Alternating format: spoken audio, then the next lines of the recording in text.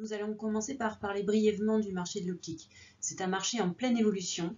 Nous avons beaucoup de postes à pourvoir dans la profession et nous n'avons pas tellement été impactés par le Covid.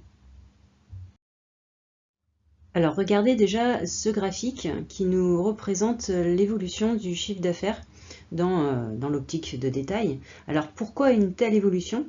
Plusieurs raisons à cela. Déjà, avec l'évolution myopique qui est reliée à nos modes de vie actuels, 3/4 des Français ont un problème visuel.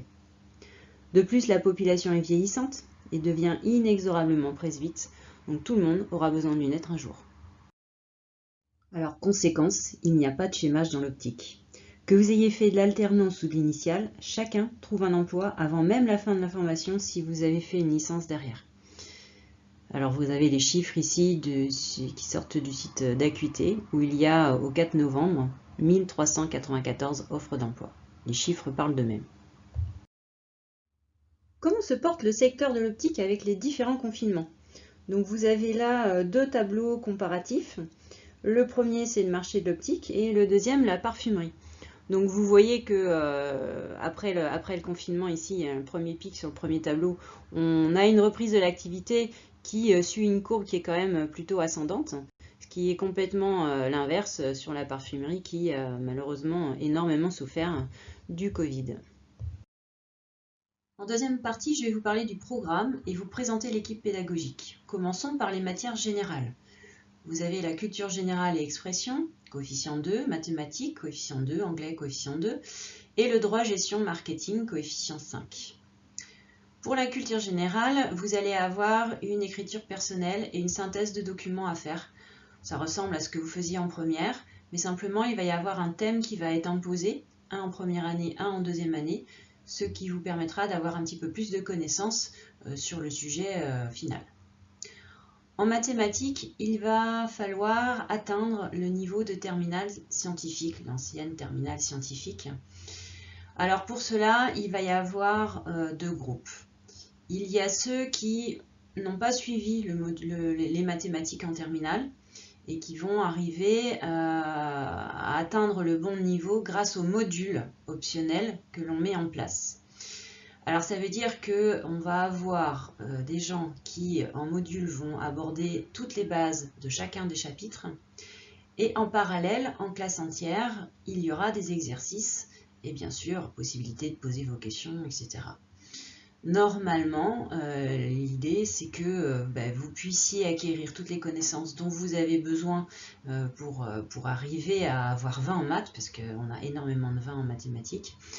Et ceux qui ont vraiment fait les mathématiques en terminale ne s'ennuient pas par rapport à leur niveau, tout simplement. Pour l'anglais et le droit gestion marketing, je vais laisser les enseignants vous en parler. Bonjour, je suis professeur d'anglais au CESOL depuis 2014. Je vous présente sommairement l'épreuve d'anglais. Il y a deux parties. Une épreuve qui consiste à retranscrire un document audio-vidéo, et ça, nous faisons beaucoup d'entraînement là-dessus.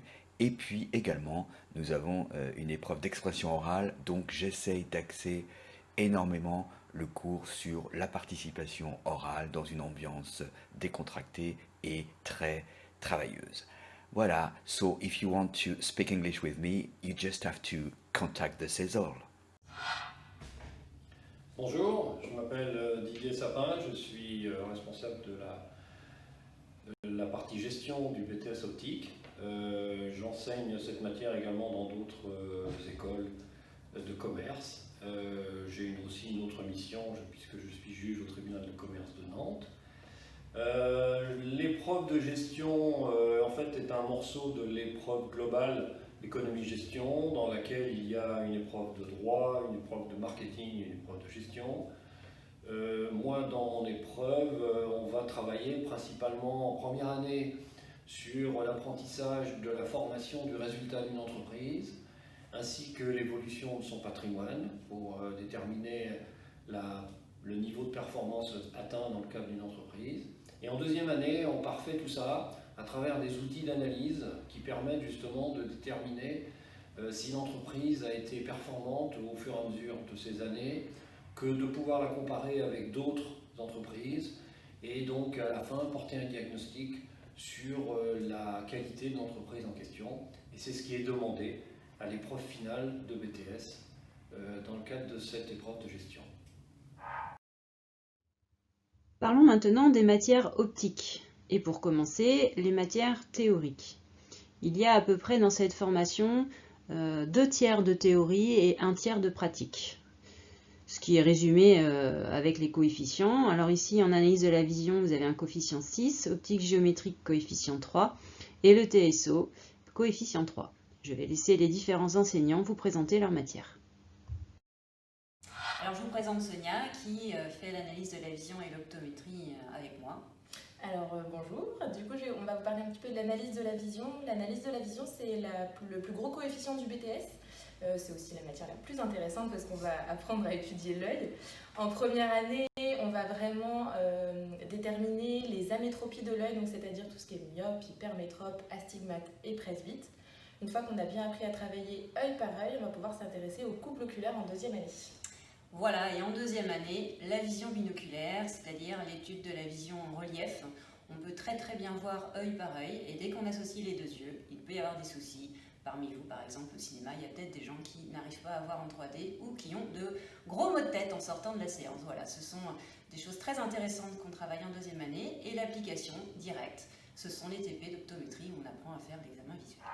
Bonjour, moi c'est Damien, je suis prof d'OG et de TSO. Ce sont deux matières qui sont un peu, très complémentaires, puisque en fait c'est l'étude des rayons lumineux à l'intérieur des instruments d'optique.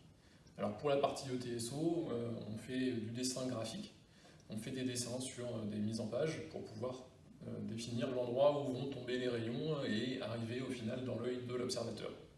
Et du coup, pour la partie optique géométrique dont je m'occupe aussi en première année, l'idée c'est de faire des calculs pour retrouver exactement ce qu'on a tracé au niveau des schémas.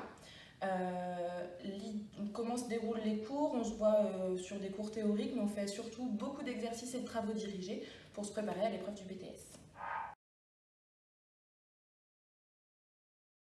Et pour finir, nous avons toutes les matières pratiques que nous retrouvons en magasin, avec la vente, les examens visuels et l'atelier. Alors, on va voir ensemble pour les travaux d'optométrie, les travaux pratiques d'optométrie. L'optométrie, qu'est-ce que c'est? On va apprendre à réaliser des examens de vue complets, parce qu'il faut savoir que les opticiens sont amenés à en réaliser en magasin. Donc l'idée, c'est qu'on se retrouve toutes les semaines pendant 2 heures dans la salle d'optométrie en demi-groupe, comme ça tout le monde peut travailler en binôme. On va apprendre à réaliser un examen de vue complet et précis en apprenant à manipuler tous les outils qu'on a à disposition, notamment la tête de réfracteur et tous les verres d'essai. À terme, l'idée c'est de réaliser un examen de vue complet et efficace en magasin. Une fois que la correction est déterminée, on peut aller choisir l'équipement avec Manon. Alors bonjour, je suis Manon Vallée. Nous verrons pendant 2 ans, toutes les semaines, pendant 1h30 en prise de mesure, où on fera des cours théoriques et pratiques. Alors qu'est-ce que la prise de mesure? C'est toute la partie pratique en magasin. Donc nous allons travailler comment analyser les besoins visuels d'un client et sa morphologie également, pour pouvoir faire du coup un choix de monture et un choix de verre. On fera également tout ce qui est technologie, donc ce qui est de manière générale, par exemple ce qui est la lumière et le rapport avec la vision et d'autres choses pour pouvoir être amené à être un bon opticien en magasin. Donc tout d'abord pour la monture, effectivement on va regarder si elle tient bien sur le nez du client, si elle est bien adaptée au niveau de la taille, et on travaillera tout ce qui est ajustage pour qu'elle tienne bien. Et ensuite on fera le choix de verre parce que tout le monde ne peut pas avoir le même style de verre. Et ensuite, en magasin, généralement, ce qu'on fait, c'est qu'on associe les deux, on fait le montage qui se fera donc avec Julien et Alicia en TP pratique. Eh bien, bonjour, je me présente, je m'appelle Julien, voici Alicia. Bonjour. Nous sommes les deux professeurs de réalisation technique et contrôle d'équipement, donc les deux matières de l'atelier. En contrôle d'équipement, comme vous pouvez voir, on va avoir plein de paires de lunettes avec des paires de verres déjà faites, où on va devoir déterminer les différents défauts, les relever, comme par exemple sur cette monture, où on peut clairement voir des reflets blancs d'un côté et des reflets verts de l'autre. Donc, ce qui explique qu'on va avoir un anti-reflet différent d'un côté et de l'autre. À partir de là, on va devoir aussi voir s'il n'y a pas des rayures, s'il y a des défauts, essayer de comprendre si l'équipement est livrable pour le client. Voilà. Donc maintenant, nous allons passer du côté de la réalisation technique, le but étant de tailler des verres et de les faire rentrer à l'intérieur d'une monture pour avoir l'équipement final qu'on donnera au client par la suite. Tout commence par le centrage du verre. Le centrage du verre, ça va nous permettre de trouver le centre optique du verre pour le placer en plein centre de la pupille du client et il va être axé suivant la métropie de notre client. Donc une fois que nous avons fini cette étape-là, nous allons pouvoir aller à une machine automatique ou manuelle pour pouvoir tailler le verre à la forme de la monture. Donc une fois le verre centré comme vous a montré Alicia, on va aller chercher la forme de la monture pour la rentrer dans la machine. Après ça, on va reporter les différentes mesures qu'on a prises sur le client de façon à centrer le verre comme il faut et le verre comme il faut et pouvoir envoyer le verre à la machine derrière de façon à tailler à la forme.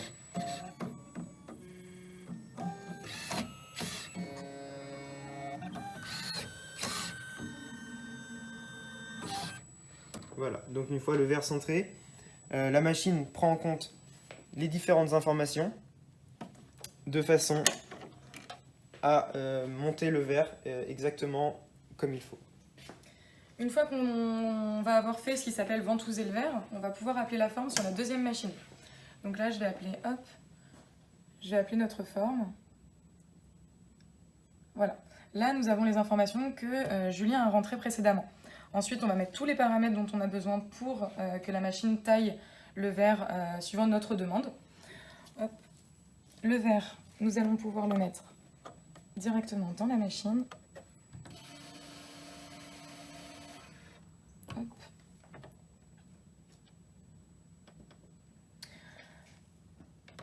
Et c'est parti!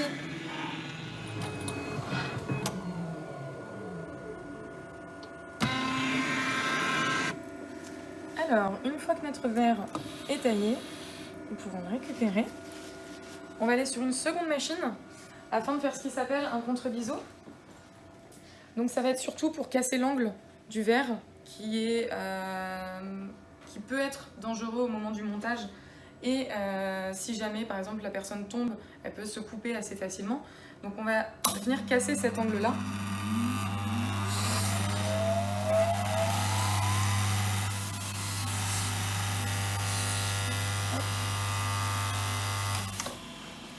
Et ensuite, on va pouvoir regarder s'il rentre dans la monture.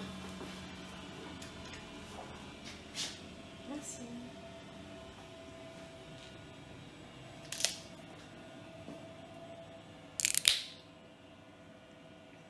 Et voilà. Alors vous avez ici les emplois du temps des premières et deuxième années en initiale pour vous donner un petit aperçu. Donc le lundi matin est réservé aux devoirs sur table dont le programme est donné en début d'année. Tout est organisé dès le début. Ensuite vous avez toutes les matières pratiques qui sont en demi-groupe. Donc les premières années souvent terminent un petit peu plus tôt le vendredi pour avoir des week-ends un peu rallongés. Et puis vous pouvez avoir par exemple le vendredi matin, là il y a un groupe qui n'a pas cours, donc une fois sur deux qui va commencer à 10h30. D'une manière générale, les cours ne commencent jamais avant 8h30, peuvent se terminer à 18h, mais vous voyez souvent on est sur du 17h30. Troisième partie, notre pédagogie. Un point fort chez nous. Donc vous allez voir que le suivi est renforcé puisqu'on va jusqu'à la maison.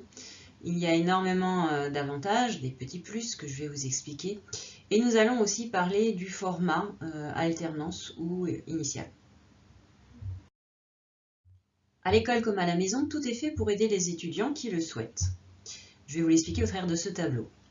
Donc quand ils sont au CESOL, ils ont des cours forcément dans la journée. Et si malheureusement ils ont raté ces cours-là pour une raison X ou Y, ils ont tous les cours à disposition sur un site en ligne. Ça leur permet de rattraper assez facilement. Au niveau des TP et des TD, je vous l'ai dit, ils sont en demi-groupe, donc bien évidemment le suivi est complètement différent. Et ça nous permet même en classe entière d'être plus efficace puisqu'on les connaît mieux. Nous organisons des QCM avec notre logiciel. Alors l'intérêt, c'est que on fait des QCM soit pour avoir des notes, soit pour qu'ils puissent s'entraîner avant les examens finaux.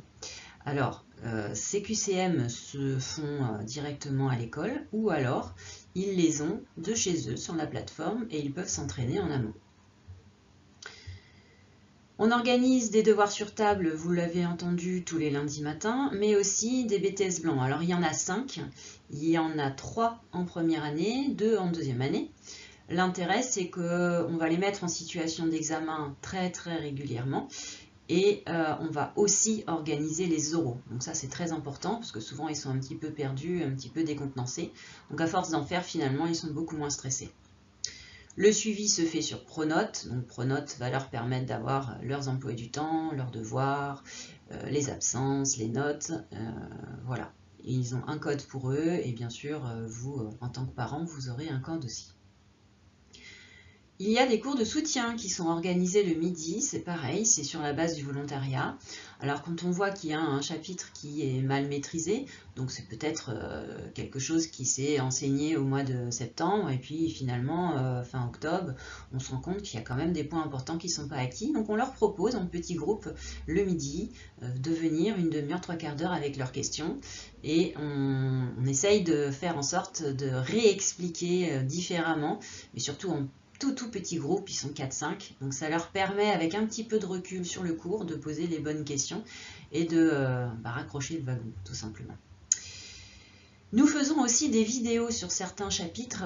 Alors pourquoi on fait ça? C'est parce que de temps en temps sur des points qui sont importants, on n'est pas toujours présent, bien concentré quand on est en classe et peut-être qu'on a raté quelque chose qui était important.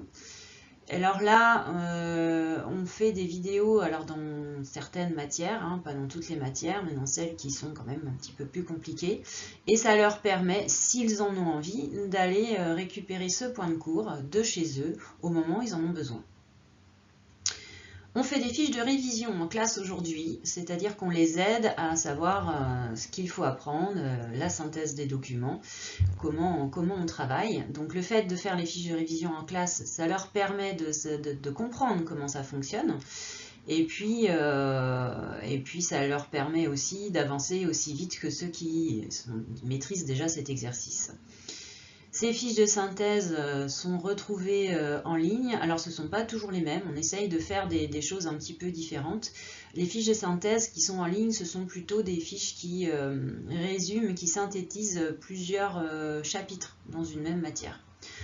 Donc vous voyez que tout est fait pour que l'étudiant suive comme il faut et s'il le souhaite, il a tous les éléments pour pouvoir comprendre l'ensemble des matières. La pédagogie au CESOL est forcément différente puisque les classes ont des effectifs de 24 étudiants au maximum et donc ça fait 12 en petits groupes. L'ambiance de travail est bien meilleure que dans les grosses classes. Là on le voit très bien. Les enseignants aussi sont très différents de ce que vous avez sans doute connu en terminale puisqu'ils sont passionnés et ils sont vraiment là pour transmettre leur expérience. Ils sont impliqués au point d'être jury au BTS. Alors l'intérêt c'est de mieux maîtriser les barèmes afin de vous permettre d'aller à la pêche au point. Tout va compter. Les salles techniques, elles sont équipées de matériel récent, dernier cri. Et chaque étudiant a son poste de travail équipé, puisqu'on lui prête aussi sa propre mallette d'outillage. Donc ça, c'est une mallette qu'on leur donne en début d'année. Et une fois qu'ils ont leur BTS, ils nous rendent la mallette. En salle d'examen de vue, c'est exactement la même idée, la même chose.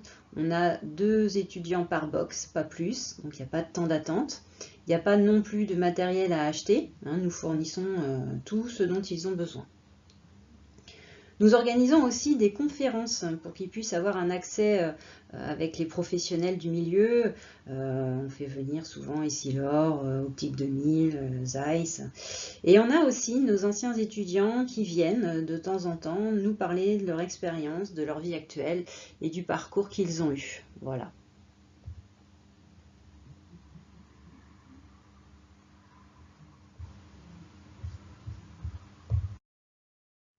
Sous quel format faire ce BTS? Vous avez 2 options, soit vous le faites en initial, soit vous le faites en alternance.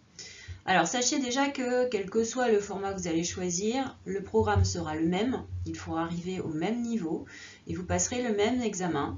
Le BTS est un examen national, donc quelle que soit votre école, vous passerez tous le même examen. Lorsque vous êtes en initiale, il y a 5 jours à l'école, on a vu les emplois du temps tout à l'heure. Quand on est en alternance, il n'y a que 2 jours de cours. Alors en première année, c'est le lundi et le mardi, en deuxième année, le jeudi et le vendredi. Ça veut dire qu'il vous reste 3 jours en magasin. Donc sur un contrat de 35 heures, c'est généralement ce que l'on observe, vous avez en moyenne 14 heures de cours et 21 heures de magasin par semaine. Donc, vous le voyez, il y a 2 fois plus d'heures de cours quand vous êtes en initiale. Alors comment est-ce qu'on arrive à obtenir un niveau tout à fait convenable en optique quand on fait une alternance? C'est-à-dire qu'on va alléger tout ce qui est maths, français, anglais, pour se concentrer sur l'optique. Donc on a généralement des étudiants qui ont déjà un bon niveau dans ces matières-là. Le rythme va donc être beaucoup plus intense, forcément, mais le gros avantage, c'est que votre formation est entièrement prise en charge. Voici l'avantage de l'alternance ici. Vous avez un statut salarié. Par contre, lorsque vous le faites en initiale, eh bien, vous avez un meilleur suivi. Il y a beaucoup plus d'heures, on fait beaucoup plus d'exercices. Le pourcentage de réussite est forcément plus élevé, ça paraît logique, et votre statut est celui d'étudiant. Quels sont les prérequis? Qui peut avoir accès à un BTS opticien-lunetier? Eh bien, que vous soyez en terminale aujourd'hui, à la faculté ou en reconversion, il vous faut un baccalauréat. Un bac général, un bac technologique, un bac pro.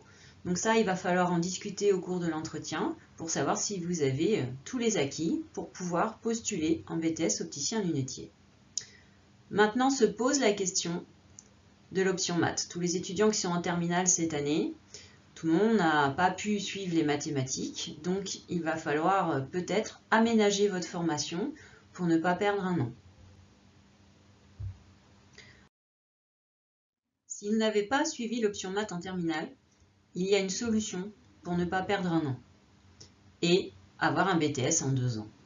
Nous avons créé un module d'1h30 par semaine qui va permettre de compléter votre formation et de reprendre toutes les bases dont vous avez besoin afin de suivre en mathématiques et récupérer le niveau de ceux qui ont fait une année supplémentaire, voire 2, de mathématiques. En dernière partie, nous allons revenir sur tous nos atouts. Pourquoi choisir le CESOL? Donc 3 raisons principales. Déjà, la qualité de notre formation ainsi que nos résultats excellents, que ce soit en BTS ou en licence. L'avenir que nous proposons à travers les différentes formations post-BTS. Et bien sûr, l'ambiance qui règne à l'école.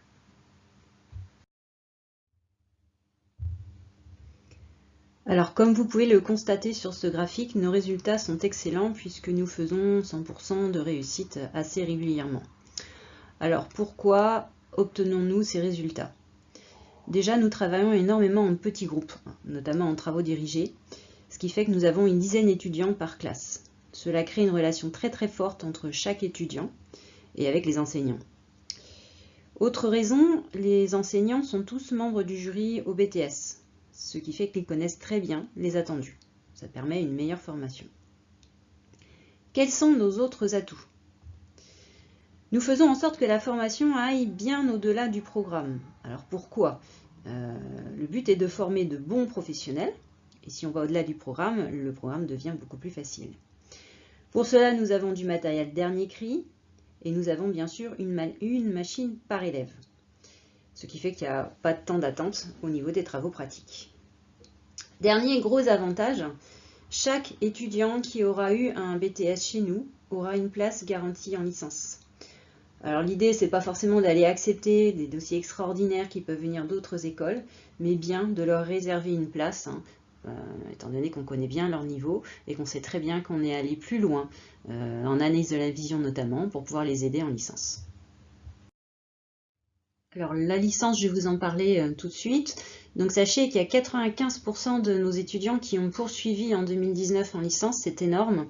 Alors pourquoi? Parce qu'il y a une employabilité qui est quand même un peu différente avec une licence qu'avec un BTS. Donc comme je vous le disais, aujourd'hui, ils ont tous un emploi avant d'être diplômés en licence. Il y a beaucoup de travail. Alors quelles sont les deux options? Soit on fait une licence opticien de santé, donc soit en alternance, soit en initiale, afin de parfaire les examens de vue. Donc on arrive à faire des examens un petit peu plus poussés, notamment sur la vision binoculaire. Grâce à cette licence, on apprend à faire de l'adaptation de lentilles de contact, qui aujourd'hui est beaucoup pratiquée aussi en magasin. Et pour finir, on va aborder les notions de basse vision avec énormément de pathologies. Deuxième licence possible, la licence opticien manager, qui elle se fait uniquement en alternance, donc en apprentissage. Alors l'idée c'est d'acquérir les connaissances afin de pouvoir peut-être un jour avoir sa propre entreprise ou tout simplement devenir leader d'une équipe, être capable de manager une équipe et savoir développer le magasin dans lequel on travaille. Il y a une très bonne ambiance à l'école et je pense que c'est aussi grâce à ça que nous avons de très bons résultats. Alors déjà, on le ressent lors des différentes soirées que l'on a organisées à l'école. Il y a la journée d'intégration aussi que nous faisons en tout début d'année avec un escape game. Alors ça permet de délier les langues très rapidement et de créer une bonne ambiance dès le lundi suivant.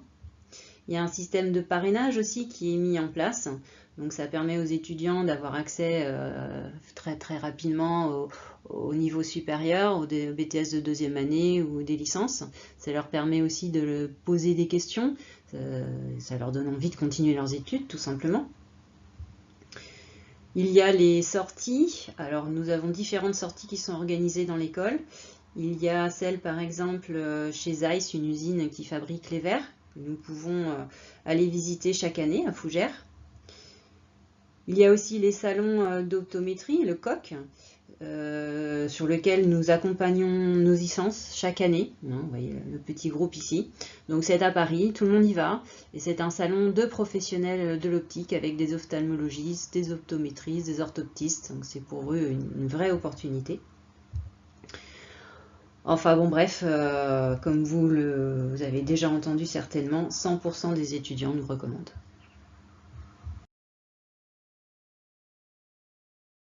Il est temps à présent de parler de la procédure d'admission, comment pouvoir réserver sa place au CESOL.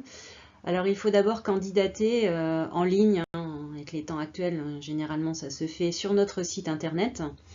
Une fois que j'ai reçu votre dossier, je vais vous convoquer à un entretien individuel d'admission. En général, on fait ça par visioconférence. Et une fois que l'entretien a été réalisé, on va valider votre admission avec une proposition de formation qui va être adaptée à votre cursus, à vos envies, à votre parcours. Donc, est-ce qu'il faudra faire le stage de pré-rentrée ou non? Le module de maths, est-il utile pour vous? Et avez-vous une place en initiale ou en alternance, voire les deux? Une fois que vous aurez cette réponse, donc à l'issue de l'entretien, vous allez pouvoir valider votre inscription. Alors, deux façons de la valider. Si vous avez choisi l'alternance, il suffira de me retourner le contrat signé et quand vous avez trouvé un employeur, vous m'enverrez votre contrat de travail. Et si vous avez choisi un cursus en initial, dans ces cas-là, il faut me retourner votre contrat signé avec le règlement d'un acompte pour réserver sa place. Cette petite présentation est maintenant terminée. Je vous remercie de l'avoir suivie avec attention et je vais bien sûr maintenant répondre à toutes vos questions.